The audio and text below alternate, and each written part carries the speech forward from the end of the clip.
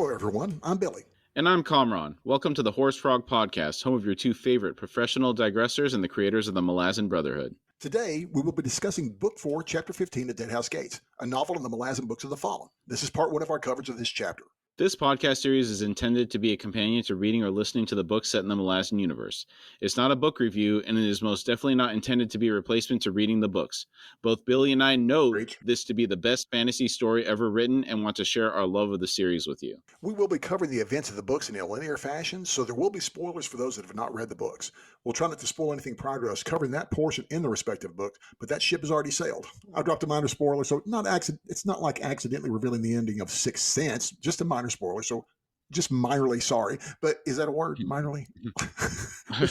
Besides, it is now. So besides, I'm wearing my lucky shirt today, so probably no spoilers. What is your lucky shirt? It is a Read the Bible shirt.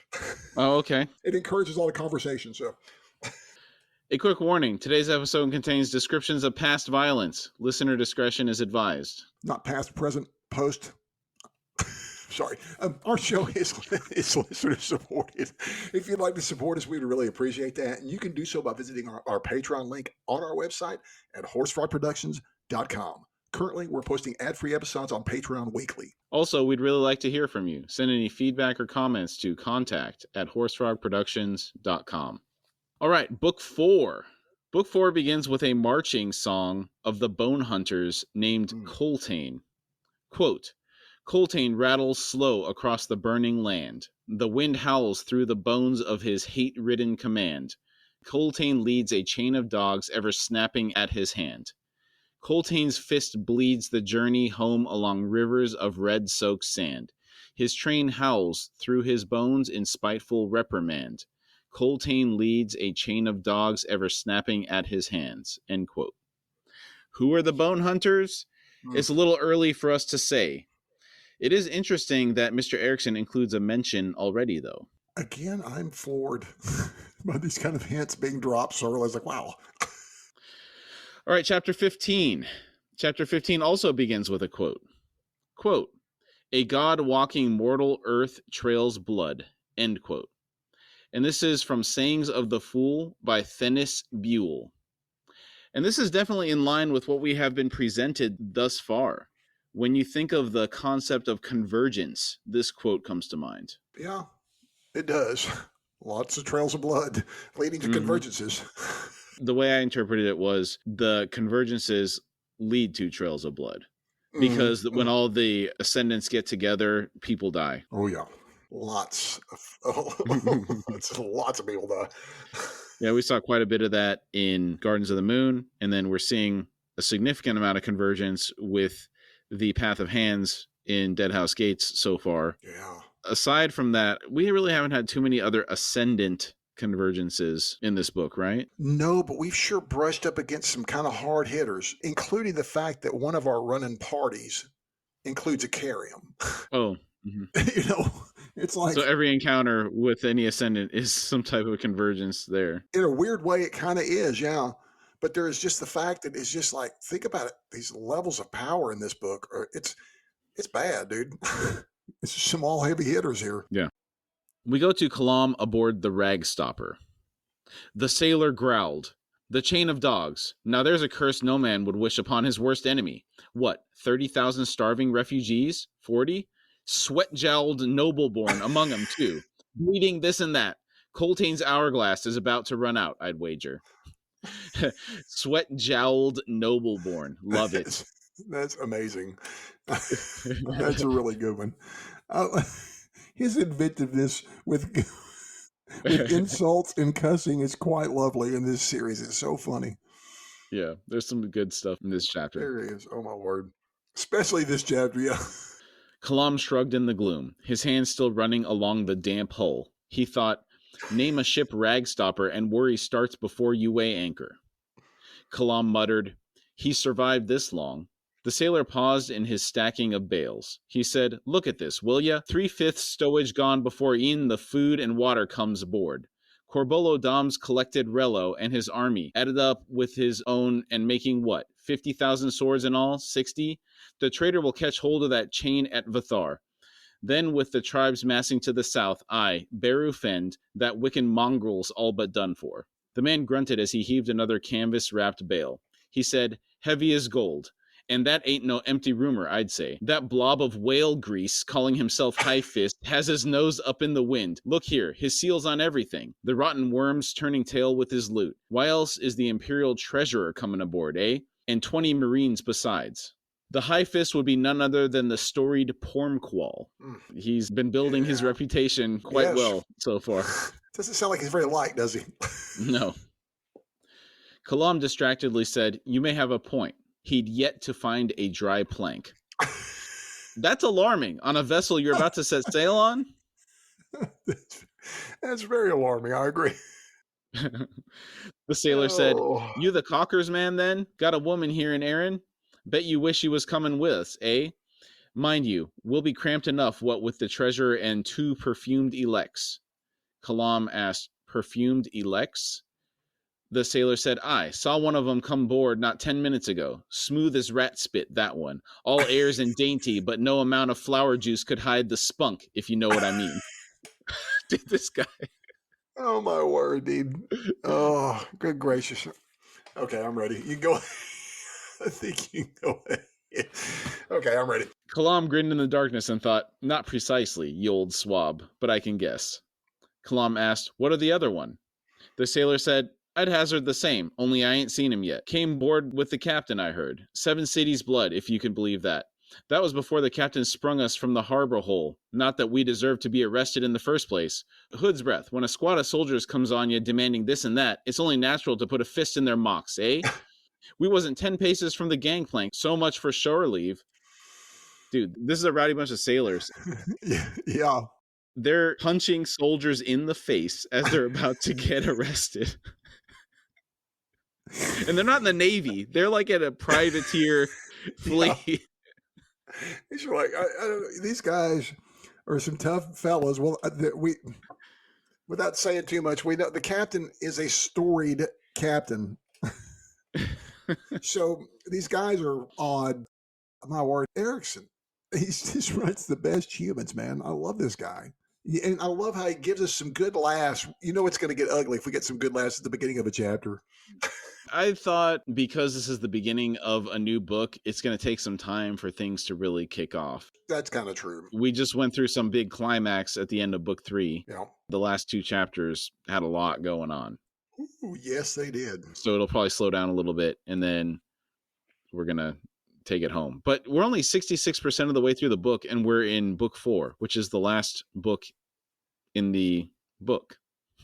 Not to be redundant there. Hey, it's okay. The last book in the book, I get it. It's you make sense, sir.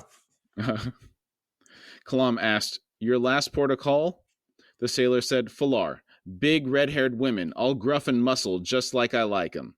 Ah, that was a time. Kalam asked, your haul? The sailor said, weapons, in advance of Tavora's fleet. Rode the waves like a sow, let me tell you. Like we're going to do this one, too. All the way to Unta.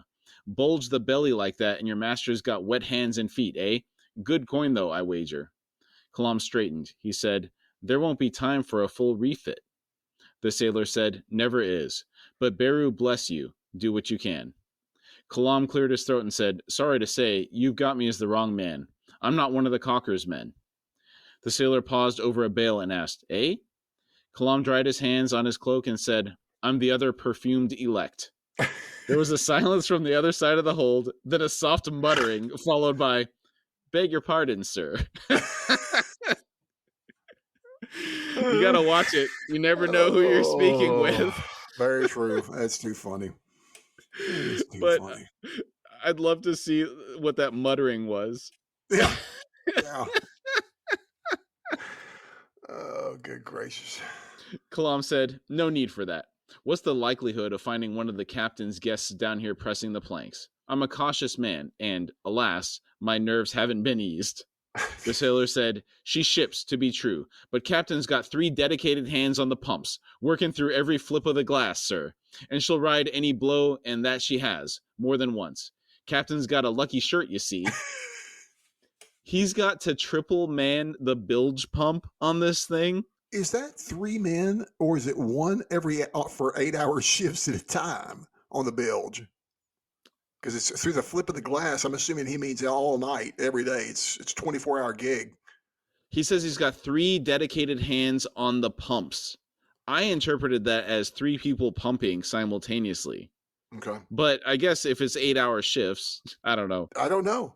Maybe one guy gets to catch a nap and the other. I got no idea how that works. But I was just kind of curious how that sounds how that excessive. Read. Yes.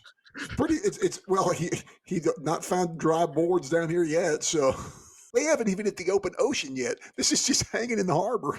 It's like it's gonna get rougher. Yeah, I don't know if they're fully loaded yet either. Yeah. Goodness.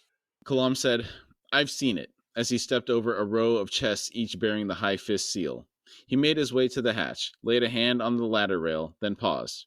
He asked, "What's the rebel activity out in the Sahul?" The sailor said, "Getting hotter, sir. Bless them Marines, 'cause we won't be out running a scow on this run." Kalam asked, "No escort?" The sailor said, "Pormqual's commanded Knox's fleet to hold this harbor. We'll have cover crossing Aran Bay out to the edge of Dojal-Hating Sea at least." Kalam grimaced but said nothing. He climbed the ladder to the main deck. Ragstopper wallowed heavily at the Imperial berth. Stevedores and crewmen were busy with their tasks, making it difficult for Kalam to find a place out of anyone's path. He finally found a spot on the stern castle near the wheel, from which he could observe. A huge Malazan transport, high in the water, sat on the opposite side of the dock. The horses it had brought from Quan had been unloaded an hour earlier, with only a dozen dockhands left behind with the task of removing the butchered remains of the animals that had not survived the lengthy journey. It was common practice to salt the meat from such losses, provided the ship's cutter pronounced it edible. The hides found innumerable uses on board. The dockhands were left with heads and bones, and no shortage of eager buyers crowding the harbor front on the other side of the Imperial barrier. That's a nice detail to add texture to the scene. This type of extra info that is not necessary really adds to the feel that this place is real to me. And I think that Erikson really is always such a unique way of bringing people and places to life. I think the only other guy that's as good as making such weird characters and places come to life, I think it's a lot. And this is in my opinion. There's a couple that are really good, but Stephen King is also really good at that extra info that's kind of unnecessary, but that adds to the depth of people that he writes about. I'll throw one out there for you. Okay. Frank Herbert.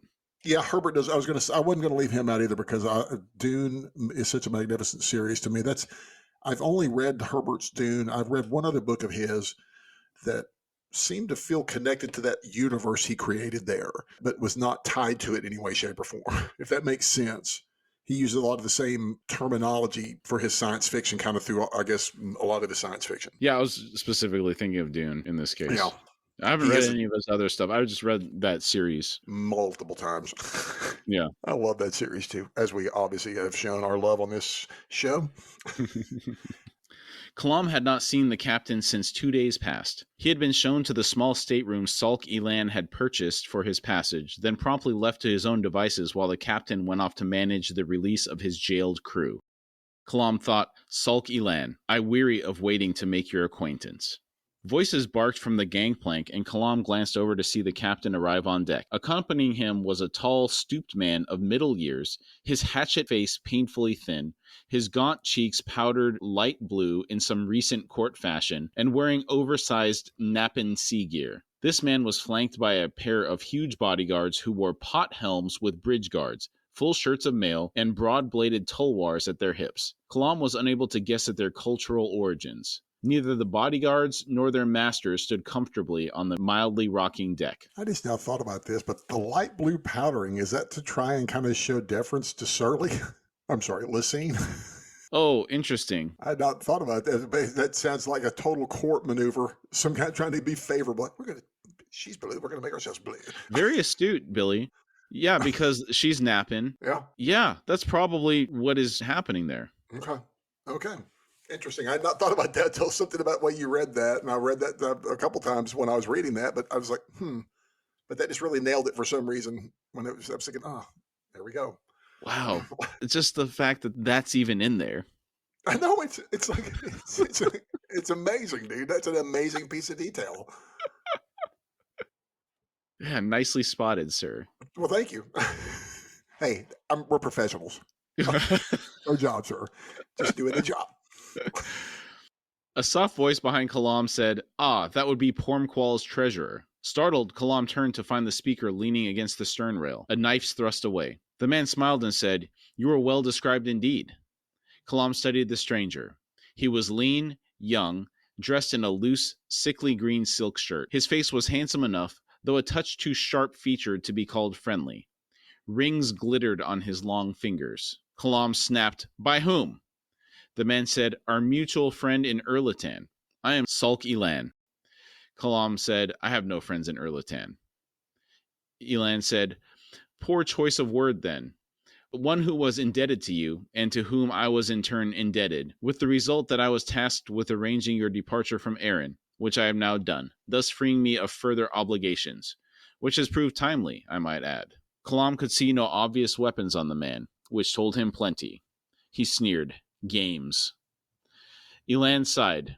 "Mebra, who entrusted you with the book, which was duly delivered to Shaik. You were bound for Erin, or so Mebra concluded. He further suspected that with your talents, you were determined to take the holy cause into the heart of the Empire, or rather, through one heart in particular. Among other preparations, I arranged for a tripwire of sorts to be set at the Imperial Warren's gate, which when activated would immediately trigger various prearranged events."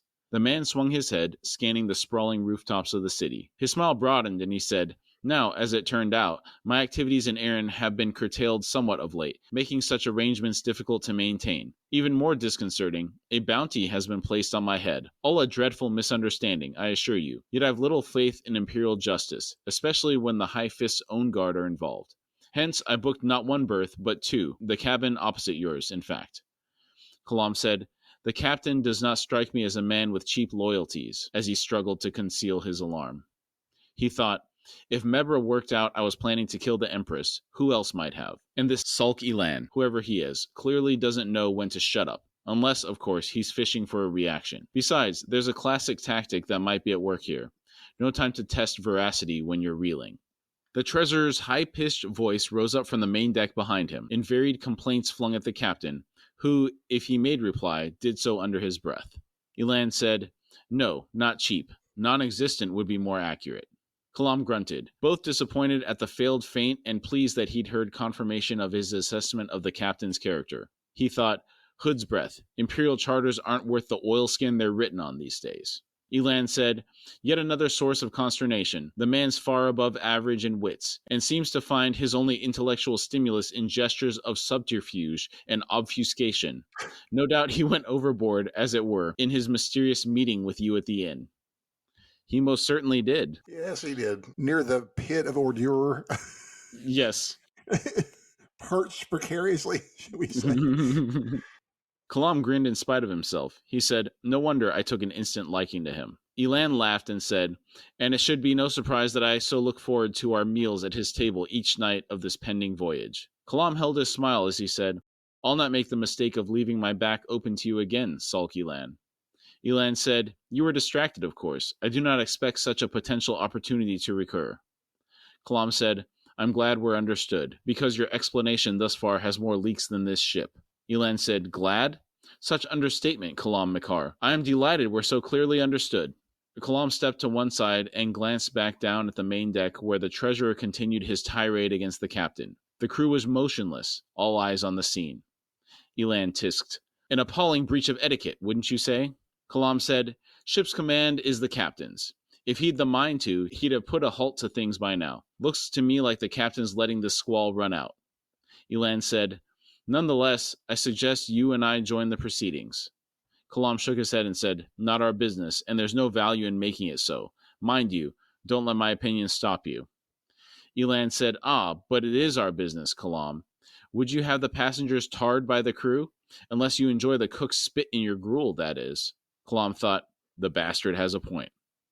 He watched Salk Elan step casually to the main deck and, after a moment, followed suit. Elan called out, "Noble sir!" The treasurer and his two bodyguards all turned. Elan continued, "I trust you are fully appreciative of the captain's patience. On most ships, you and your effete servants would be over the side by now, and at least two of you would have sunk like ballast stones, a most pleasing image." One of the bodyguards growled and edged forward as a hand closed on the grip of his tulwar. The treasurer was strangely pale beneath the sealskin hood, his face showing not a drop of sweat despite the heat and the heavy swaths of the nappen raincloak covering his thin frame. He squealed, "You insolent excuse for a crab's anus! Roll back into your hole, blood-smeared turd, before I call on the harbor magistrate to throw you in chains." The man raised one pallid, long-fingered hand and said, "Megara, beat this man senseless." Quite the colorful insults coming from this man. I've never heard anyone call someone a crab's anus before. This is about as low as you can go, literally. Ocean floor. I mean, dude, that's pretty low. That's a deep insult. I really like that insult for some reason. I just love how he just mouthed off to these guys about throwing them overboard. That's too funny. Salk and Land, I kind of like this fella. The treasurer? I'm enjoying the Land egging these boys on. I liked how he kind of egged them on for some reason. Oh, okay. Gotcha. The bodyguard with his hand on his weapon stepped forward. The captain bellowed, "Belay that!" Half a dozen sailors closed in, moving between the mustached bodyguard and sulky Land. Pins and knives waved about menacingly.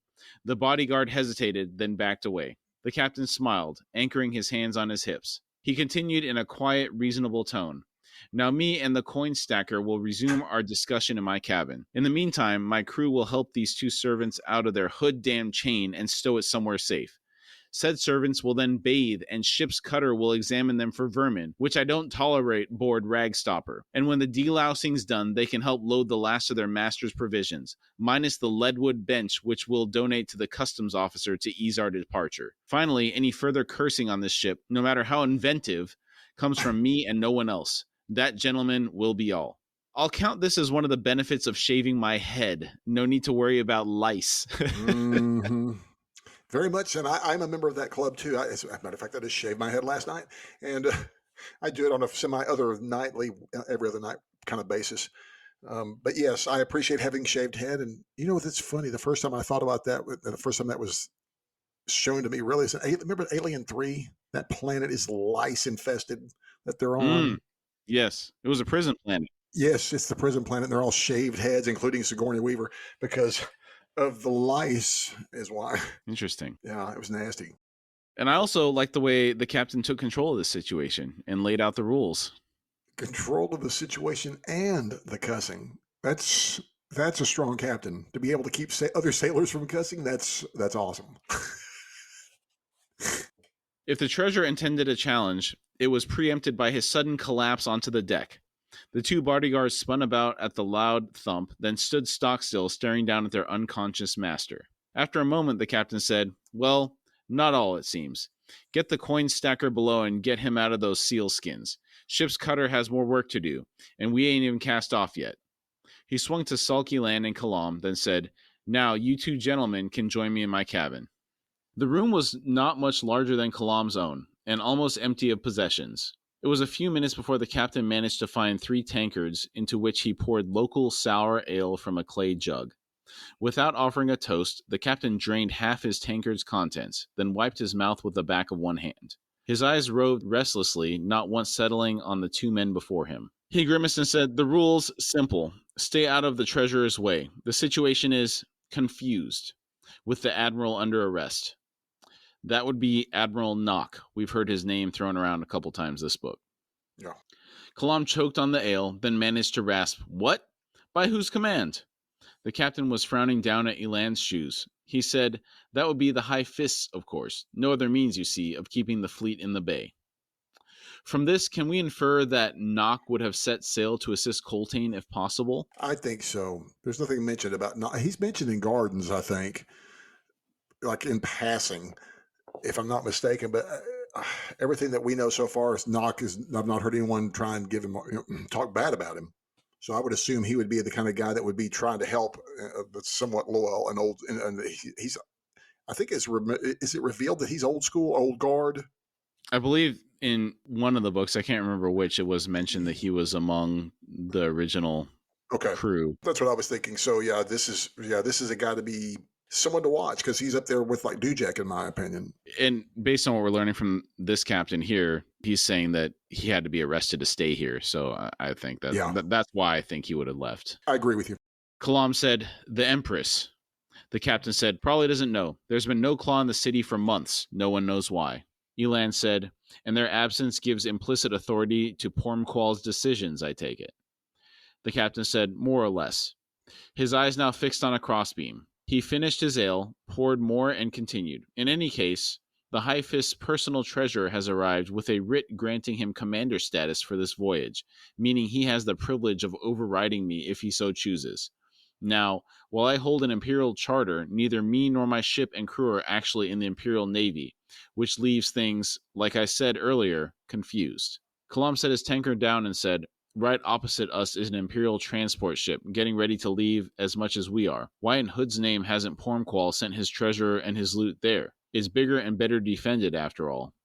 The captain said, "So it is, and it has indeed been commandeered by the High Fist, and will depart for Unta shortly after we do, loaded with Pormqual's household and his precious breeding stallions, meaning it will be very crowded, and ranked to boot." He shrugged, then glanced nervously toward the door before returning his somewhat desperate gaze to the crossbeam overhead. He said, "Ragstopper's fast when she has to be. Now, that's all. Drink up. The Marines will board any moment now, and I mean for us to cast off within the hour." Pormqual is shaping up to be a real piece of work, isn't he? Yes, and at this part of the story, I really kind of start to dislike this man because I know what a piece of crap he is, and he upsets me badly. He very much does, and so I'm sorry, but he does. He upsets me. But let me ask this question here real quick. Do you think that the captain had something to do with the treasures falling out? So wouldn't be able to call the shots while they're on board here? I don't. And here's Okay. why. He's wearing these seal skins, which I'm assuming keep the heat in. They're in the middle of the desert. Even if they're on the coast, they're still in the middle of the desert. Okay. And the final thing is, it was mentioned that he didn't have any sweat on him whatsoever. Okay. Isn't that a precursor to heat stroke? Yes, you're probably right, because I do know that people, that is a precursor to heat stroke for sure. I think that not sweating. And for Mr. Erikson to specifically call out that he wasn't sweating, even though he was wearing the heavy stuff, I think he was leading us to that conclusion. Okay, you're right. I think you're right, yeah. In the companionway outside the captain's cabin, Sulky Land shook his head and muttered, "He couldn't have been serious." Kalam eyed him as he said, "What do you mean?" Elan said, "The ale was atrocious. Drink up indeed." Kalam scowled. "No claw in the city. Now why would that be?" Elan gave a loose shrug and said, "Erin's not its old self, alas. Filled with monks and priests and soldiers. The jails crowded with innocents, while Shaik's fanatics, only the most cunning left alive, of course, spread murder and mayhem. It's also said the Warrens aren't what they used to be either, though I gather you know more about that than I." Elan smiled. Kalam said, "Was that an answer to my question?" Elan said, "And am I an expert on the activities of the Claw? Not only have I never run into one of those horrific throat slitters, I make it policy that my curiosity about them is thoroughly curtailed." He brightened suddenly and said, "Perhaps the treasurer will not survive his heat prostration. Now there's a pleasing thought." Kalam swung about and made his way to his cabin. He heard Sulky Land sigh, then head in the opposite direction, ascending the companionway ladder to the main deck. Kalam closed the door behind him and leaned against it. He thought, better to walk into a trap that you can see than one you can't. The thought gave him little comfort. He wasn't even sure if there was a trap. Mebra's web was vast. Kalam had always known that, and had himself plucked those strands more than once. Nor, it seemed, had the Erlitan spy betrayed him when it came to delivering the Book of Dryzna. Kalam had placed it into Shaik's hands, after all. Sulky Land was likely a mage, and he also had the look of a man capable of handling himself in a fight. He had not so much as flinched when the treasurer's bodyguard had closed on him. Kalam thought, none of which puts me at ease. Kalam sighed, then thought, and the man knows bad ale when he tastes it. We go to a scene at the docks. When the High Fist's breeding stallions were led through the gate into the Imperial yard, chaos ensued. Stamping, nervous horses jostled with stablers, dockhands, soldiers, and various officials. The master of the horse shrieked and ran about in an effort to impose some order, fomenting even more confusion. The woman holding the reins of one magnificent stallion was notable only for her watchful calm, and when the master finally managed to arrange the loading, she was among the first to lead her charge up the broad gangplank onto the imperial transport. And though the master knew every one of his workers and every one of the breeders in his care, his attention was so tugged and strained in multiple directions that he did not register that both woman and horse were unknown to him. Minala had watched Ragstopper cast off 2 hours earlier, following the boarding of 2 squads of Marines in their gear. The complement of Marines aboard the Imperial transport was substantial, at least 7 squads. Clearly the Dojal hating sea was not secure. Kalam's stallion tossed his head as he stepped down onto the main deck. The massive hatch that led down into the hold was in fact an elevator, raised and lowered by winches. The first 4 horses had been led onto the platform. An old, grizzled stabler standing near Minala eyed her and the stallion. He asked, "The latest in the High Fist's purchases?" She nodded. The man said, "Magnificent animal. He's a good eye, has the High Fist." Minala thought, "And not much else worth mentioning. The bastard's making a show of his imminent flight, and when he finally leaves, he'll have an entire fleet of warships for escort, no doubt. Ah, Keneb, is this what we've delivered you to?" "Get out of Erin," Kalam had said. She'd urged the same to Sel before saying goodbye, but Keneb was among the army's ranks now, attached to Blistig's city garrison. They were going nowhere. Minala suspected she would never see any of them again. She thought, all to chase a man I don't understand, a man I'm not even sure I like. Oh, woman, you're old enough to know better. I'm impressed with how she was able to find a way to follow Kalam, even though she's not on the same ship. Yes, she's pretty awesome, dude. I mean, Yeah. I'm really impressed that she's got on here. This is not an easy task to get on this ship in particular. Good gracious. She managed to sneak onto a High Fist ship, or supposedly a ship, or a ship of his goods. Yeah, I was putting a little thought into why some characters are so likable and some characters are so dislikable. So specifically, I was thinking of the character from the Obi-Wan show, the Inquisitor lady, how I disliked so much. Yes. Not because she was a good villain either, just because she was, first off, I'm sorry. She was a terrible actress. I'm sorry. At least I felt. I agree. Yeah. The character was very poorly written. Yes. Yes. Maybe that's the problem. Maybe it was not her. I was watching Reacher, and then he has a companion named Neely. Show. Yes. And I was thinking, like, Neely is so awesome. Neely's awesome, dude. Yeah. And I was like, what can we say? And before people were like, well, you just don't like the woman in Obi-Wan because she's African American. It's like, look, Neely's African American too. But I don't care. Like, highly proficient. She's a cool character. And the other one on Obi-Wan is just like a straight trash character. She's shallow. She's written so poorly. The character has no depth. If the actress is a good actress, she had no way to show her chops in that show. She was written poorly. You're correct. Bringing us back to Malazan now, Minala, she kind of reminds me of Neely from the perspective that she's just shown to be extremely proficient. Yes. And, sure, she's got a backstory. I don't know what it is about it. It's really hard for me to put a finger on it, but... I'll tell you what it is. She's capable.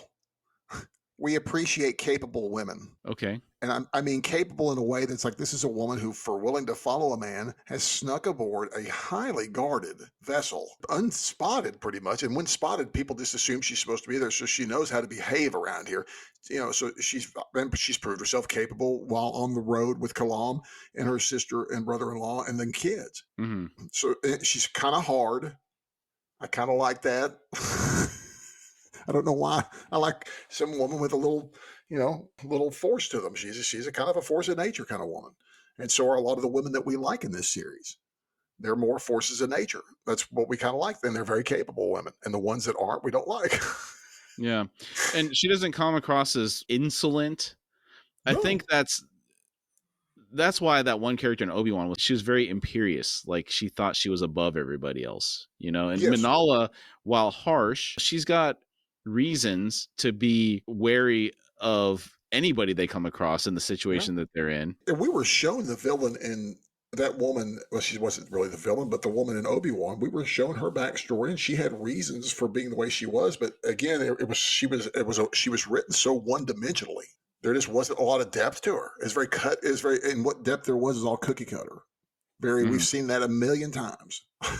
Yeah. Do you agree? Do you like the case? Is that what you think it is? That we're drawn to the women that are capable, especially in this world where there's a lot of great female characters in this world of the Malazan universe. Yeah. Lostara Yill's another good example. Yes. And she's not a likable woman at all, but I really appreciate her. She's awesome. She's a tough one. We can't really talk about too many of them right now. Mention like people that we do know, like Absolar. Right. Absolar's a great we haven't seen her do much yet, though. No, we really have not. Oh no, I take it back. I take it back. No. There was that one scene where the horse was charging her, and she left up on the back of the horse while it was charging her, and then slit the dude's throat, and then jumped off and did a roll or something. Yeah, almost took the boy's head off too by doing that. It's like, wow, that was awesome. That was really awesome. Yeah, but so we're starting to see little glimpses of what she's capable of. Now, we met a female one I liked in Gardens of the Moon, but she was just such a cameo appearance. Is it Picker? Yeah, she was only in it for a couple sentences at most. Yeah. It's like she cameoed in that one. It's like, and she shows up later. She's great, dude. Yeah. Do you like Picker better or Blend? Because Blend cracks me up. I like them. They're a duo, and so they're a fantastic team. But I like Blend, but I think Picker's the one, because Picker's the funny one of the bunch, and Blend is the real super dry one. No sense of humor, that one. She's what do you want? Blends in. He's a wallflower, literally. Yeah, we don't want to jump ahead too much. We haven't really ruined anything, but no. We got some great women in these books. Yeah, I agree. We go to Duiker and Coltane's army leading the chain of dogs. That's really the first time when we're cut to the chain of dogs. Yeah. The southern horizon ran in a thin gray-green vein that wavered in the streams of heat rising from the road. The land that stretched before it was barren, studded with stones except along the path of potsherd-strewn trader track that branched out from the imperial road. The vanguard sat their horses at the crossroads. To the east and southeast lay the coast, with its clustering of villages and towns and the holy city of Ubarid. The skyline in that direction was bruised with smoke. I do have to throw a quick aside here. Is potsherd one of his most words that we see from his archaeological terms? Potsherd strewn in his universe. There's a lot of potsherds. Absolutely. I love it. Yeah, so the other word that comes to mind with Erikson from his archaeological/anthropological roots is chalcedony. Yes. Because when you think about the Neanderthals and what are the other ones? The Cro-Mags? Are they the same thing? What are we? Homo sapiens. Yeah, Homo sapiens, sorry. Of the olden times, using chalcedony spears and knives and stuff. That's what comes to mind. Yes. Well, especially later on in some way later books, we do some time with some Talani mass. There's a lot of flint and chalcedony. Yes. Flint's another one. Oh man, it goes on for a bit. It's not in a bad way. It's just it makes perfect sense with what he's doing. Mm-hmm. Slumped in his saddle, Duiker listened with the others as Captain Solmar spoke. He said, "And the consensus on this is absolute, Fist. We've no choice but to hear Nethpara and Pulik out. It is, after all, the refugees who will suffer the most." Captain Lull grunted his contempt. Solmar's face paled, but he went on. "Their rations are at starvation level as it is. Oh, there'll be water at Vathar, but what of the wasteland beyond?" Bolt raked fingers through his beard and said, "Our warlocks say they sense nothing, but we are still distant, a forest and a wide river between us and the dry lands. It may be that the spirits of the land down there are simply buried deep. Sormo has said as much." Duiker glanced at Sormo, who offered nothing, his face hidden beneath his hood's shadow. Duiker could see the now constant tremble in Sormo's long-fingered hands where they rested on the saddle horn. Nil and Nether were still recovering from their ordeal at Gelor Ridge, not once emerging from the covered wagon that carried them, and Duiker had begun to wonder whether they still lived at all. He thought, "Our last 3 mages, and 2 of them are either dead or too weak to walk, while the third has aged 10 years for every week of this hood-cursed journey.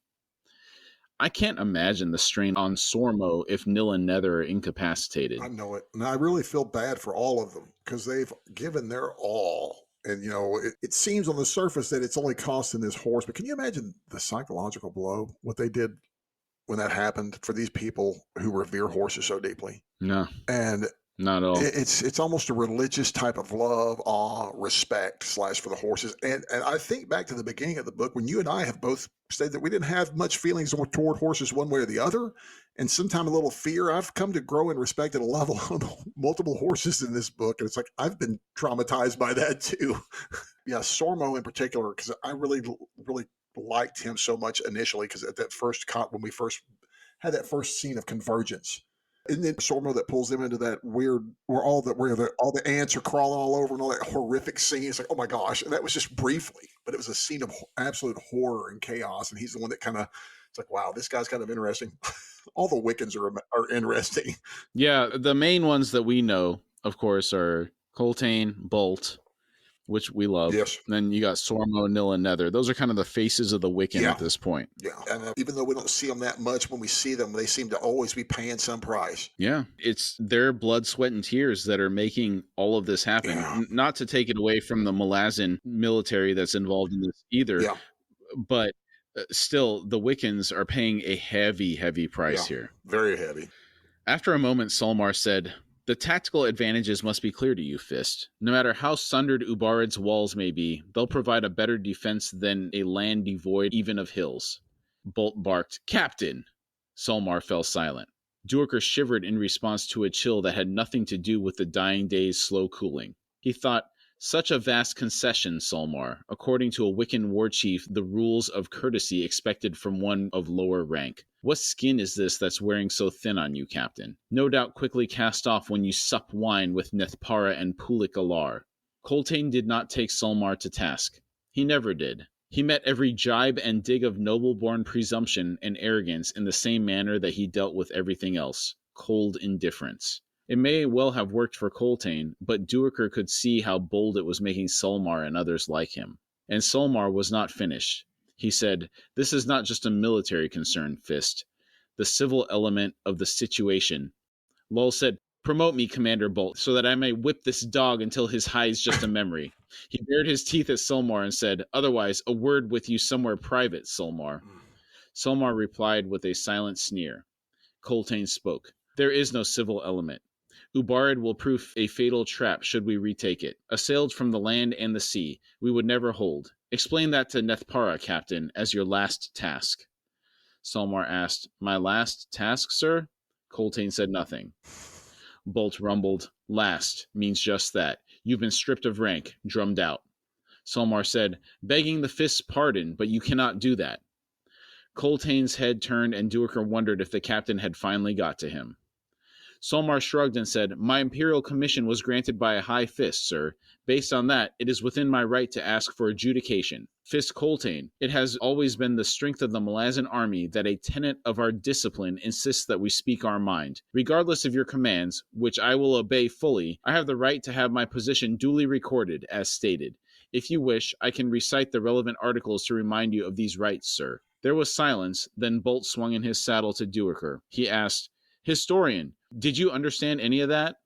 Duiker said, "As well as you, uncle." Bolt asked, "Will his position be duly recorded?" Duiker said, "Aye." Bolt asked, "And presumably adjudication requires the presence of advocates, not to mention a high Fist." Duiker nodded. Bolt asked, "Where's the nearest high Fist?" Duiker said, "Aaron." Bolt nodded thoughtfully, then said, "Then, to resolve this matter of the captain's commission, we must make all haste to Aaron." He faced Solmar and said, "Unless, of course, the views of the Council of Nobles are to take precedence over the issue of the fate of your career, Captain." That was extremely well played by Bolt. Bolt is amazing, dude. Oh, I love that whole lot. It's just a masterpiece of, especially because this guy is, that Solmar is just looking down his nose the whole time. Because all those aristocrats think they're all something, and they're just alive because of this army, and they still have some semblance of thinking that that things are supposed to be this. Okay, we're on the run from an army, but things are supposed to just be run as status quo. It's like, really? Wow. Yeah, still drinking wine. Yeah. Apparently, it surprises me that they still have wine. Yeah. They're still living it up. They probably haven't lost much weight. I take that back. We know some of them boys had lost weight, but at the same time, it's like they're not really doing anything. They're riding along and making people do their labor for them. If these people don't make it to Aaron, then no one would know. Just have Bolt could organize some folks to round these folks up and just leave them hogtied in a ditch somewhere till the caravan passes, and then it's like, whoops, I don't know what happened to them fellas. I was getting caught up on season 5 of Yellowstone last night. Okay. And I can think of how John Dutton would handle this situation. I haven't watched much. I've seen some Yellowstone. Okay. But yeah, I know it would be pretty rough. I know he would take care of business. Yes. Yeah, I mean, basically what you're proposing would probably happen. Just a couple people would disappear. Right on. Solmar said, retaking Ubard will allow relief from Admiral Knox's fleet. Through this avenue, a swift and safe journey to Aaron can be effected. Bolt said, Admiral Knox's fleet is in Aaron. Solmar said, yes, sir. However, once news reaches them that we are in Ubarid, the obvious course will be clear. Bolt gave an exaggerated frown and said, you mean they will hasten to relieve us? Now I'm confused, Captain. The High Fist holds his army in Aaron. More, he holds the entire Seven Cities fleet as well. Neither has moved in months. He has had countless opportunities to dispatch either force to our aid. Tell me, Captain, in your family's hunting estates, have you ever seen a deer caught in lantern light? How it stands frozen, unable to do anything? The High Fist Pormqual is that deer. Coltane could deliver this train to a place 3 miles up the coast from Aaron, and Pormqual would not set forth to deliver us. Do you truly believe that an even greater plight such as you envisage for us in Ubarid will shame the High Fist into action? Solmar said, I was speaking more of Admiral Knock. Bolt countered, who is dead, sick, or in a dungeon, Captain, else he would have sailed long ere now. One man rules Aaron, and one man alone. Will you place your life in his hands, Captain? Solmar's expression was sour. He said, it seems I have in either case, Commander, and it also seems that I am no longer permitted to venture my views. Coltane said, you are, but you are also a soldier of the 7th. Solmar's head bobbed. He said, I apologize, Fist, for my presumption. These are strained times indeed. Bolt grinned and said, I wasn't aware of that. That biting Wiccan sarcasm there. Lord, I love it's it. Great. Too good. I always love it from Bolt. Solmar swung to Duerker suddenly. He asked, Historian, what are your views on all this? Duerker thought, as an objective observer. He said, my views on what, Captain? Solmar's mouth twitched into a smile. He said, Ubarid, or the river Vathar and the forest and wastes southward. As a civilian who knows well the plight of the refugees, do you truly believe they will survive such a fraught journey? Duerker said nothing for a long minute. Then he cleared his throat and shrugged. He said, as ever, the greater of the threats has been the renegade army. The victory at Gelor Ridge has purchased for us time to lick our wounds. Solmar interrupted, hardly. If anything, we have been pushed even harder since then. Duerker said, aye, we have, and for good reason. It is Corbolo Dom who now pursues us. The man was a fist in his own right, and is a very able commander and tactician. Camus Rello is a mage, not a leader of soldiers. He wasted his army, thinking to rely upon numbers and numbers alone. Corbolo will not be so foolish. If our enemy arrives at the river Vathar before we do, we are finished. I do want to say something here real quick. I do appreciate the fact that I also know that Corbolo is a traitor to the Malazan war, but he's actually at least knows how to fight and seems to have some type of capability versus Pormqual, who's painted as a man with zero capability and as a deer in headlights, as Bolt said. Right. I would look at them from the perspective of you have military fists, and then you have the ones that arose through either nepotism or some type of noble lineage that allowed them to rise through the ranks. I guess more of an aristocratic fist would probably be a better way to describe it. Yeah, like Pormqual seems to be a governor, and not a good one even at that, but just not any kind of military experience. It doesn't appear to be. Right. Good point there, pointing out the difference between those two. Thank you. Solmar said, precisely why we should surprise him and recapture Ubarid instead. Duerker replied, a short-lived triumph. We'd be left with 2 days at the most to prepare the city's defenses before Corbolo's arrival. As you said, I am a civilian, not a tactician. Yet even I can see that retaking Ubarid would prove suicidal, Captain. Bolt shifted in his saddle, making a show of looking around. He said, "Let us find a cattle dog, so that we may have yet another opinion. Sormo, where's that ugly beast that's adopted you? The one the Marines call Bent." Sormo's head lifted slightly. In a raspy voice, he asked, "Do you really wish to know?" Bolt frowned and said, "Aye, why not?" Sormo said, "Hiding in the grass 7 paces from you, Commander." That's scary. Yeah. Yeah. Yeah. It was inevitable that everyone began looking, including Coltane. Finally, Lull pointed, and after peering for a moment longer, Duerker could make out a tawny body amidst the high prairie spike grass. He thought, "Hood's breath." That's scary, It him being is. so close and they didn't even know it. Yes. I love that we finally get introduced to Bent properly Yeah, here. he has a name now. Yes. Yeah, so that would be the dog that had his head caved in, Yes. is dented. He was pulling a travois. I think it was the one that picked up Nil Yes. after I the think you're raid on the Semp god, right? And Yeah. he took him back to the camp. Yeah. And he's also the one that picked up Was he carrying the dog? Hengis roast Yeah. dog. Yeah. Yeah. Presumably now digested by this big bent-headed fella. Yeah, possibly. Sormo said, "I'm afraid that he will offer little in the way of opinion, uncle. Where you lead, Bent follows." Bolt nodded and said, "A true soldier, then." Duerker guided his horse around on the crossroads, then looked back over the vast column stretching its length northward. The Imperial Road was designed for the swift travel of armies. It was wide and level and could manage a troop of 15 horse warriors riding abreast. Coltane's chain of dogs was over an Imperial league long, even with 3 Wiccan clans riding the grasslands to either side of the road. Coltane announced, "Discussion is ended." Bolt said, "Report to your companies, captains." It was not necessary to add, "We march for the river Vathar." Duerker felt a wave of pity for Solmar, realizing the level of pressure the man must be under from Nethpara and Pulik Alar. The captain was noble-born, after all. Emperor Kellanved had proclaimed, "The Malazan army shall know but one set of rules," during the first cleansing and restructuring of the military early in his reign. One set of rules and one ruler. His and Dasim Ultor's imposition of merit as the sole means of advancement had triggered a struggle for control within the hierarchies of the army and navy commands. Duerker thought, blood was spilled on the palace steps, and Lassine's claw was the instrument of that surgery. She should have learned from that episode. We had our second cull, but it came far too late. I'll tell you what, Billy, the more I learn of Kellanved, the more I like him. Ripping out nepotism and replacing it with the meritocracy. Absolutely love it. Yeah. Kellanved is obviously a very astute ruler. He seemed to know how to run a business really well. And what little bit we know of him, I'm always impressed by how he ran the empire. I would like to know more, in all honesty, of how he ran the empire. I would almost like a backstory, but at the same time, I kind of don't want it because sometimes that ruins things. I just kind of like what we hear. He's so enigmatic throughout the books that kind of to the point that I raised last week, letting the reader fill in the blanks. Yes. That's a lost art in some. I agree. And why is Dasim Ultor the greatest name ever?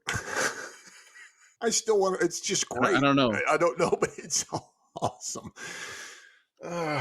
It's both names together. Yes. Right? Dasim on its own, No. I don't really feel it, but is it Dasim Ultor? Yeah. Oh my God. Yeah, it's just, Guy, it's something. I don't, it's intimidating. It sounds a storied, heroic name. Yes. It has power. It does have power. Imagine a CEO being introduced for a company.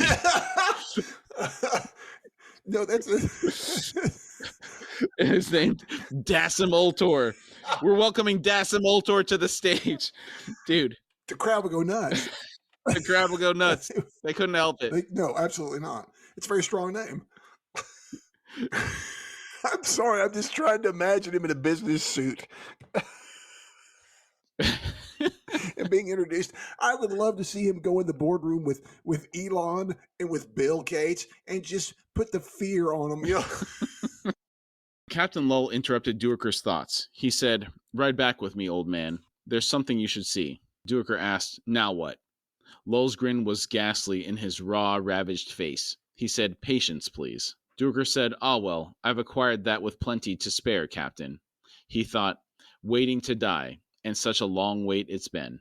Lull clearly understood Duerker's comment. He squinted his lone eye out across the plain, northwest, to where Corbolo Dom's army was, less than 3 days away and closing fast. He said, "It's an official request, historian." Duerker said, "Very well. Ride on then." Coltane, Bolt, and Sormo had ridden down to the trader track. Voices shouted from the 7th Advanced Elements as preparations began to leave the Imperial Road. Duerker saw the cattle dog Bent loping ahead of the 3 Wiccans. He thought, and so we follow. We are indeed well named. Chain of dogs indeed. Yes, wow, that's a powerful scene right there. I like where this is going to. This is a good scene coming up. Lull asked, "How fares the corporal?" Duerker frowned. List had taken a vicious wound at Gelor Ridge. He said, "Mending. We face difficulties with the healers. They're wearing down, Captain." Lull said, "Aye." Duerker said, "They've drawn so much on their warrens that it's beginning to damage their own bodies. I saw one healer's arm snap like a twig when he lifted a pot from a hearth. That frightened me more than anything else I've yet to witness, Captain." Wow. Magic-induced osteoporosis. Oh, that's pretty scary. Dude, that's horrific. They're giving so much and it's literally sapping their bones. Wow. Yeah, I hadn't thought that it could weaken you to that degree. Yeah, I didn't either. I thought it would tear you apart from the outside. You know, like that wizard that was being used like a kite by his warren. And, yes.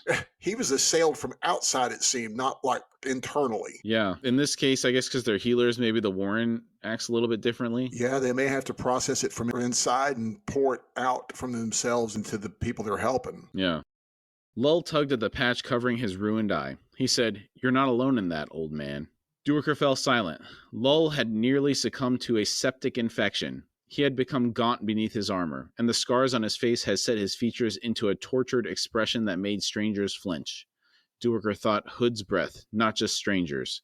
If the chain of dogs has a face, it's Lull's. It's a shame he got messed up that bad in battle. I know, and I really like him because he's proven to be such a valuable soldier and a captain. It was kind of funny how he had a good outlook at the end of the last chapter, but, as these people are so pushed to the breaking point, everyone's just so ragged. And the idea that it's talking about the face, they mentioned the fact that even friends of his had a hard time looking at the boy. That's hard. Yeah, for somebody that was pretty good humor before, seeing him in the condition that he's in, we'll see a little bit more here. You can see the toll that everything is taking on him. Yeah. They rode between columns of soldiers, smiled at the shouts and grim jests thrown their way, though for Duerker the smile was strained. It was well that spirits were high, the strange melancholy that came with victory drifting away, but the specter of what lay ahead nevertheless loomed with monstrous certainty. Duerker had felt his own spirits deepening to sorrow, for he had long since lost the ability to will himself into blind faith. Lull spoke again. "This forest beyond the river, what do you know of it?" Duerker replied, "Cedar, source of Ubarad's fame in shipbuilding. It once covered both sides of the river of Vathar, but now only the south side remains, and even that has dwindled close to the bay." Lull asked, "The fools never bothered replanting?" Duerker said, "A few efforts, when the threat was finally recognized, but herders had already claimed the land. Goats, Captain. Goats can turn paradise into a desert in no time at all. They eat shoots. They strip bark entirely around the boles of trees, killing them as surely as a wildfire. However, there's plenty of forest left upriver. We'll be a week or more traveling through it." Lull said, "So I'd heard. Well, I'll welcome the shade." Did you tell me that your dad used goats to clear some land at some point? Mm-hmm. Yes, he did. Oh, okay. How long did it take them to strip out all that underbrush? I can't remember because this was a heavily wooded chunk of land. He was trying to clear out a spot to build a house. It was on a hill. So it was approximately 7 acres they were on. These things would eat as high as they could reach, which is pretty tall because they'll prop up on their feet on the tree. They'll stand up on their hind legs and eat up as high as they can go. But if it was only grass around it, wouldn't have taken very long. But I think it was like a year and a half to 2 years, probably, because we didn't have a ton of them. We had like 12. And we had a billy goat with them. And then we had this little Spanish mule as the guard dog. I don't know if you know this about a mule, but a mule will kill a coyote and other predators. Mm-hmm. And so they integrate with the herd and think they're part of the herd.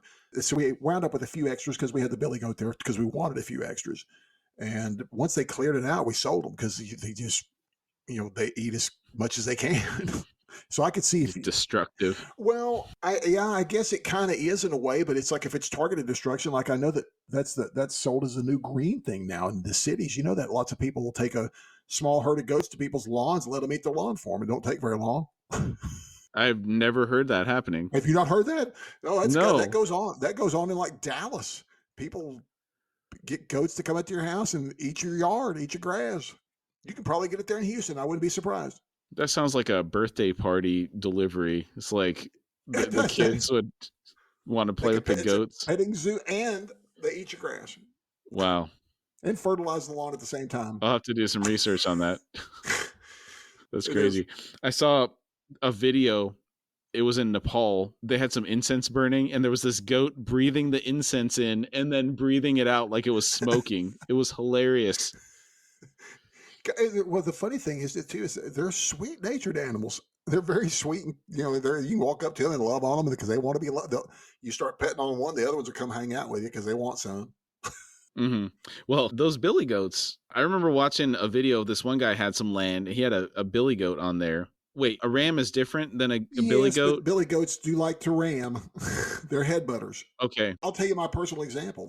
The billy goat and the mule would fight, and the billy goat's back was. I mean, goats are pretty small, but a billy goat is really big, considerably bigger, and they would stand on their hind legs, and with their neck outstretched, they'd fall with their horns right on like the mule's midsection. Mule would turn around and kick that dude in the chest, and they would just kind of trade off licks. Oh man, they would trade off licks like that until my dad is 6'7". He'd walk out there with an axe handle and whoop them to break them apart, and they didn't even want to break apart. Then that's how thick-skinned they are. Because if you're hitting these guys with an axe handle just to get their attention, you're like, oh, okay, these are thick-skinned animals, and they didn't want to break up. So they could mess you up if they were. Billy goat is sweet, but I've seen if it is them butting people. Is that what you're going at? They'll butt you. I guess it was a ram. It wasn't a billy goat, but the guy had a dirt bike and he had his own land and he had this ornery ram on the land and he had a GoPro on the ram. He was riding his dirt bike and that ram wanted to get him so bad and it would ram his dirt bike if he stopped. So it was scared. It was probably scared of his dirt bike, dude. I'm sure it was protecting the herd or whatever. Yeah, they're aggressive. Whatever instinct it had. They can be aggressive when it comes to protection. Yeah, so and I've seen, but male goats will butt. So they're not rams, but they'll ram you. They don't know that they're not rams. Those little baby goats jumping around, those are always real cute. They get all wild and they're climbing stuff and jumping around. I like that they climb things. The goats on cliffs is trippy. And so the goats in trees is always funny to me because it's like, they like precarious things apparently. Who'd have thought? All right, moving along. Duerker thought, a week or more indeed. More like eternity. How does Coltane defend his vast winding train amidst a forest, where ambushes will come from every direction, where troops cannot wheel and respond with anything like swiftness and order? Solmar's concerns about the dry lands beyond the forest are moot, as far as I'm concerned, and I wonder if I'm alone in thinking that. They rode between wagons loaded with wounded soldiers. The air was foul with flesh rotting. Off to their left on the flat grassland, the train's dwindling herds of cattle and goats moved amidst clouds of dust. The Wiccan cattle dogs patrolled the edges, accompanied by Weasel Clan riders. The entire herd would be slaughtered at the river Vathar, for the lands beyond the forest would not sustain them. Duerker thought, for there are no spirits of the land there. Duerker found himself musing as he eyed the herd. The animals had matched them step for step on this soul-destroying journey, month after month of suffering. He thought, that is one curse we all share, the will to live. Their fates had been decided, though thankfully they knew nothing of that. He thought, yet even that will change in the last moments. The dumbest of beasts seems capable of sensing its own impending death. Hood grants every living thing awareness at the very end. What mercy is that? Suddenly Lull said, the horse's blood had burned black in its veins. Duerker nodded, not needing to ask which horse the captain meant. Duerker thought, she carried them all. Such a raging claim on her life force, it seared her from within. Such thoughts took him past words, into a place of raw pain. Lull went on. It said their hands are stained black now. They are marked forevermore. Duerker thought, as am I. He visualized Nil and Nether, two children curled fetally beneath the hood of the wagon. They are in the midst of their silent kin. He thought, the Wiccans know that the gift of power is never free. They know enough not to envy the chosen among them, for power is never a game, nor a glittering standard raised to glory and wealth. They disguise nothing in trappings, and so we all see what we'd rather not. That power is cruel, hard as iron and bone, and it thrives on destruction. We spoke of this a little bit during our coverage of the battle in Chapter 13. It's such an impactful image, the blood burning in the veins of that beautiful horse, and the hands of Nil and Nether being stained black for all time to mark them for what they did. And you said this earlier, imagine the toll that it took on their souls. It's really unimaginable. It is. It very much is. And I also appreciate that remark from Duiker about the fact that the Wiccans seem to be one of the few people. I guess the Talani Mass may get into that as well, that they seem to understand it too, but understand the cost of power. A lot of our humans seem to pursue power as a means to an end, and these people only use it to help, to get them through what they're trying to do, to help. They're trying to help people, but they realize it costs. Other users don't seem to understand that, it seems like. Yeah, there's no such thing as a free lunch. It's an economic concept. You know what? It's. Do they still teach that in high school? I don't think they do. That was the first day one of economics. That was the first thing I was taught in economics. Ain't no such thing as a free lunch. I haven't had any of my kids go through economics in high school yet, so I'm not sure. But I'll get back to you on that. All right. Maybe around book 6, I'll be able to report. We'll have some. All right. Okay. That might be a little sooner than that. We'll see. Maybe. It may be. I don't know.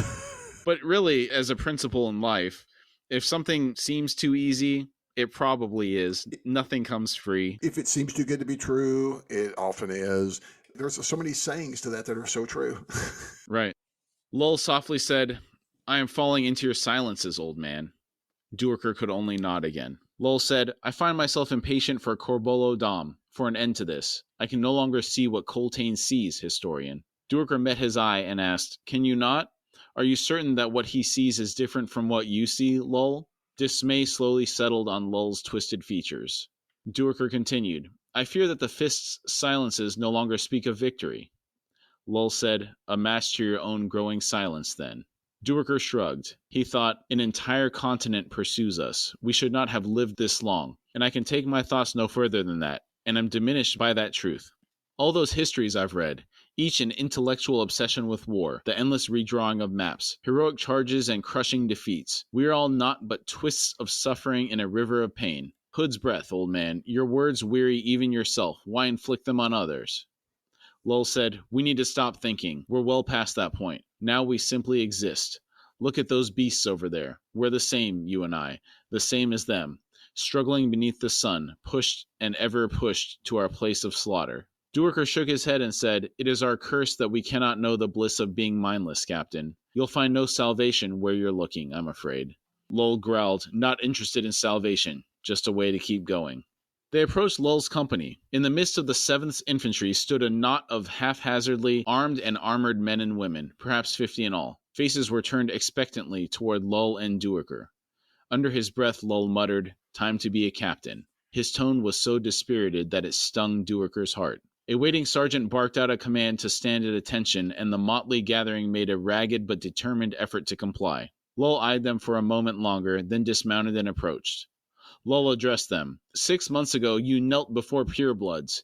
You shied away your eyes and had the taste of dusty floors on your tongues. You exposed your backs to the whips, and your world was high walls and foul hovels where you slept, where you loved, and gave birth to children who would face no better future. 6 months ago, I wouldn't have wasted a tinjicata on the lot of you. He paused, nodding to his sergeant. Soldiers of the 7th came forward, each carrying folded uniforms. Those uniforms were faded, stained, and re-stitched where weapons had pierced the cloth. Resting atop each pressed bundle was an iron sigil. Duiker leaned forward on his saddle to examine one more closely. The medallion was perhaps 4 inches in diameter, a circlet of chain affixed to a replica Wiccan dog collar, and in the center was a cattle dog's head, not snarling, simply staring outward with hooded eyes. Something twisted inside Duiker so that he barely managed to contain it.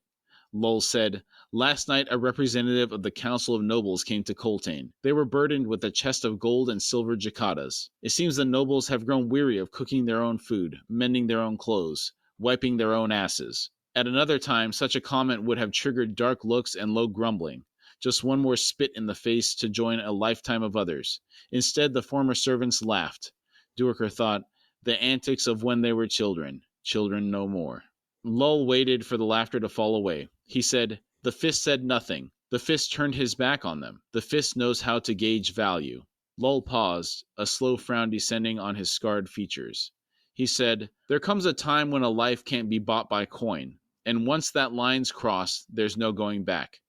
You're soldiers now, soldiers of the 7th. Each of you will join regular squads in my infantry to stand alongside your fellow soldiers, and not one of them gives a damn what you were before. He swung to the sergeant and said, assign these soldiers, Sergeant. Duiker watched the ritual in silence, each issuing a uniform as a man or woman's name was called out. The squads coming forward to collect their new member. Nothing was overplayed, nothing was forced. The perfunctory professionalism of the act carried its own weight, and a deep silence enveloped the scene. Duiker saw inductees in their 40s, but none was unfit. Decades of hard labor and the culling of 2 battles had ensured a collection of stubborn survivors. Duiker thought, they will stand and stand well. Lull appeared at his side. He softly said, as servants they might have survived, been sold on to other noble families. Now, with swords in their hands, they will die. Can you hear this silence, Duiker? Do you know what it signifies? I imagine you do, all too well. Duiker thought, with all that we do, Hood smiles. Lull said, right of this, old man. Duiker glanced at Lull and saw a broken man. What a scene that was. Absolutely. Amazing. I'm a bit torn by what it represents. On the one hand, I'm glad they're getting recognized for their contributions to battle. On the other, as Lola just pointed out, they may have actually survived if they remain servants. Now they'll likely die as free men and women. Right. Better to die free than live a slave. That's true.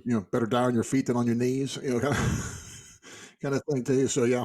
And Lull really did a good job there. Oh, yeah. With the words that he used. That was a pretty good speech. I thought it was an amazing speech. I thought it's an amazing moment to bring because these people are actually seem to be these soldiers. They seem to be excited by being the fact. It's like, yeah, they know what's what, and they're not fools, but they see what's. I appreciate this, and it's a very important moment for them. And I thought that they took the time to do this. It's a kind of a morale booster for me at this point because this has been a heavy laying out of what we already know. That these are some pretty stacked odds against us. It's nice to see some folks a little bit excited about something here. I put that back into the bucket of reasons why I love the Malazan military. Mm-hmm. Mm-hmm. Yet another layer of icing on the cake.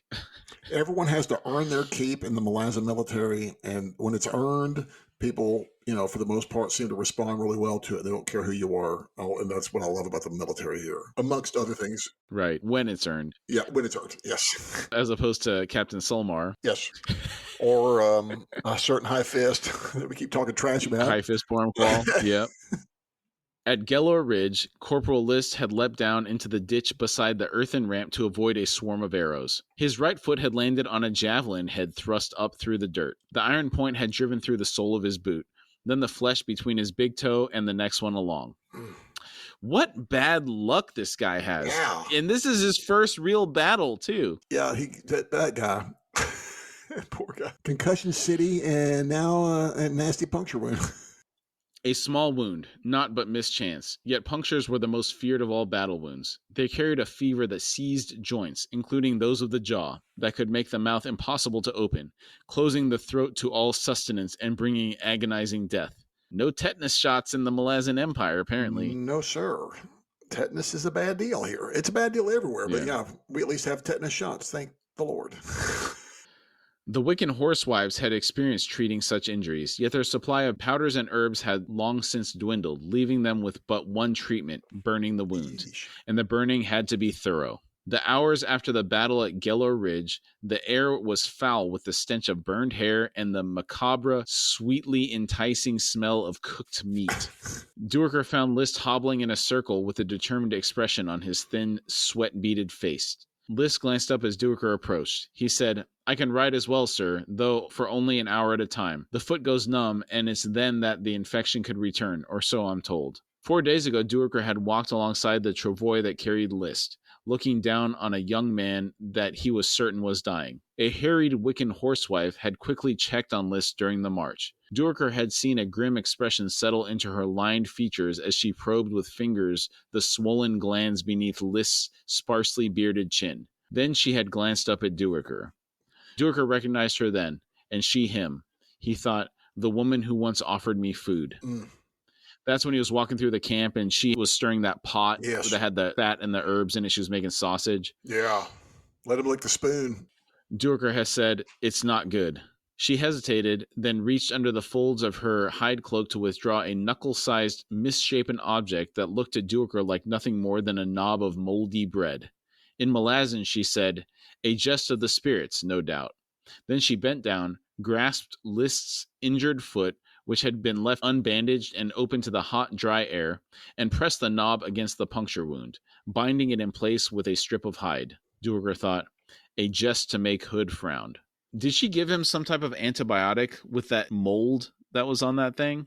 Probably so. He said they were good at it. When she recognized him, she gave out her last bit of good medicine, probably, for his friend or for List.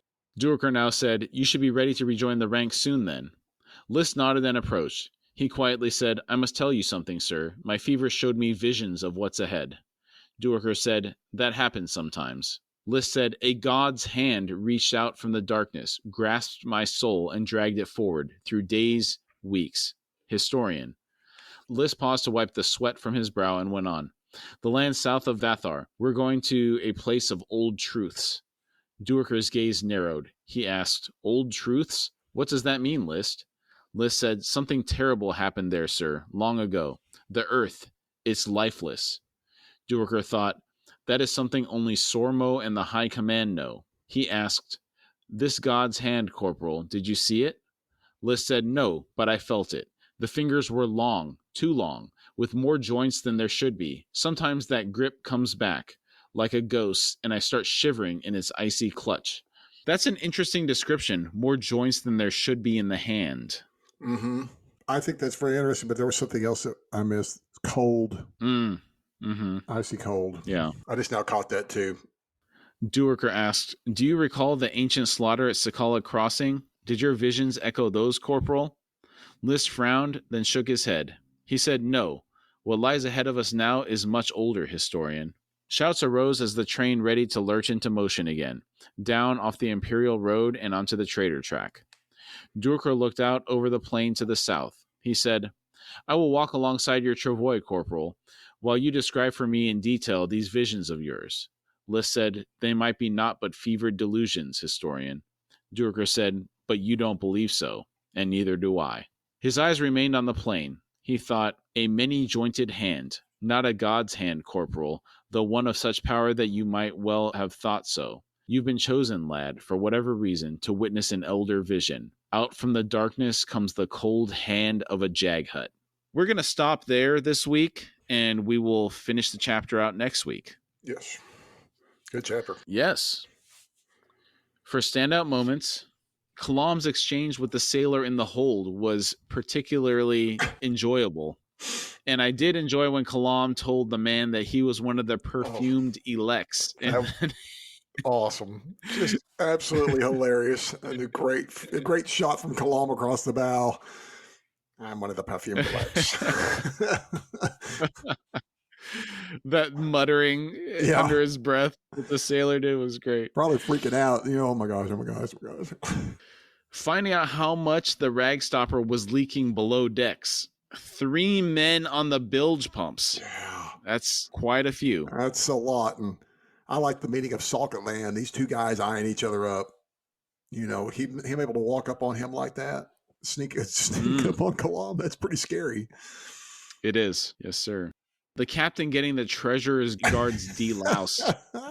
That cracked me up. I love it. I love that. That's just got a little added insult to injury on that one. It's like, you know what? We're going to get you delouse for that. That is too good. Yeah, because they didn't do it to the perfumed elects or the treasurer. No. Only those 2 guards. Yeah. Oh, too funny.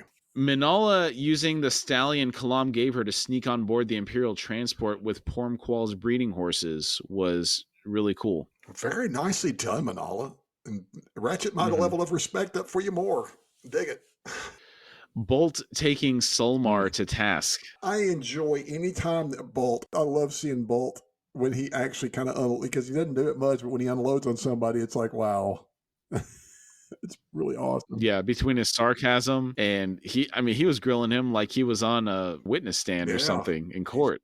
And I forget that Bolt's that sharp sometimes because he's got that sleepy kind of laid back vibe until he's like poked. You're like, oh, wait a minute. He's a lot sharper than I give him credit for. I enjoyed Bolt asking Sormo where Bent was, and then Sormo informing them that he was only like 7 paces away. That was great.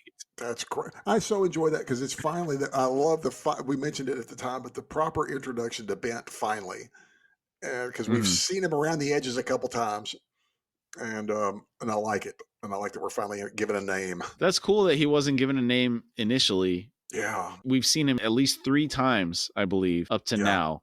I think you're right. Yeah. So the legend builds before we're properly introduced to him. That's great. Well done. Well done. I love what we said. Well done in stereo. Well done. Well done. Learning about how Emperor Kellanved and Dasim Ultor had reshaped. It can't be helped. Yeah. Had reshaped the Empire's military into a meritocracy through their cullings. I really enjoyed learning that. That's okay, Billy. I like how you didn't back up and say Dasim Ultor's name again, so I didn't double down with the. I like how you worked that in there. That's what I was laughing at. It's like, oh yeah, no, you deliberately avoided saying it again. So, but that is a great nugget of information there, though. I like that drop. Lull and Duick are talking about what happened to the horse that Nilla Nether sacrificed. That's always a really tough subject to get through because it just really makes me feel a lot of things. Oh. Yeah. The vivid imagery that was painted in that scene, and then how I see it in my head, seeing that beautiful horse suffer like that. Yeah. I don't even know that it suffered so much, but it was a sacrifice. It might not have even known that it was happening to itself. Yeah. And to have it just sapped of everything into this lifeless husk, cooked from the inside out, basically. It's such a horrible thing. It is, and I feel really bad for Nither and Nell over the damage done to them. They're over their psyches, even though they're older than they appear. Internally, they're still children on the outside. Even though they may be older internally, they're still children, and it's they have to process things physically as a child almost. So any shock has got to be a lot harder on their body being young like that. Right. Yeah, that had to be a drain on them as well because they were the conduit. Yeah. Burnt their hands black. Didn't burn it, but stained their hands black. Yeah, it's like stain their soul. Yeah. And then you have the mark on your body. Yeah. The induction of the servants into the Malazan army was a really touching scene. Yes. Particularly Lull's speech was very powerful. It is. And it was, and the other thing that makes it powerful is that knowing how broken Lull is, he still manages to give a good speech to these people to give them something that, makes them, obviously gives them a feeling of inclusion in the Marine, in the Malazan military here. Now we feel like we're something, and he's done something for them, not to them, but he's done something for them. I don't think he understands what he's done for them. It's a gift to them. But you bring up a good point in that he put the game face on. Yeah. No signs of what's going on with him. He stood up and led them. Yeah. That's one of the reasons I like him so much, man. He's really cool. Yeah. Really good leader. I'd follow him. He had to put his own stuff aside and step up. Yeah. And then finally, List's continuation of his incredible string of bad luck in training and battle. Yeah. I don't know how this guy does it. Poor guy. Poor List. Yeah. It gets the bad. So I hope he pulls through. I'm not sure. I can't remember. I don't remember what happens to List. Yeah, I don't either. All right. Great job tonight, Billy. Yeah. Great job. Good episode, man. Yeah. You got any final thoughts before you drop off here? No, just great chapter. Good. A lot of good info here. And, you're right. These are going to be a little bit slower build up here for the next couple of weeks as we cover some more info, getting ready for it to really get ugly toward the end bit here. But man, what a great chapter. Even on info drop episodes, he's still great reading. I never feel like I have to push through this stuff. I don't ever feel like I have to push through Erikson. It's like it's always something to enjoy going through. Yeah, it's not until I want to say book 7 that there's some tough stuff for me. Agreed. We'll get there. Yep. Yeah. All right. Thanks, everybody. We'll see you next week. Hey, everyone, have a good week. We thank you all for joining us today. Again, we'd really like to thank you for taking the time to be with us, and we've had a really great time talking about the topic today. If you would like to support our show, you can find us at horsefrogproductions.com, where you can find our Patreon link. Depending on the platform you're listening from, it may also be in the episode description. And if you'd like to contact us through email, it's at contact@horsefrogproductions.com.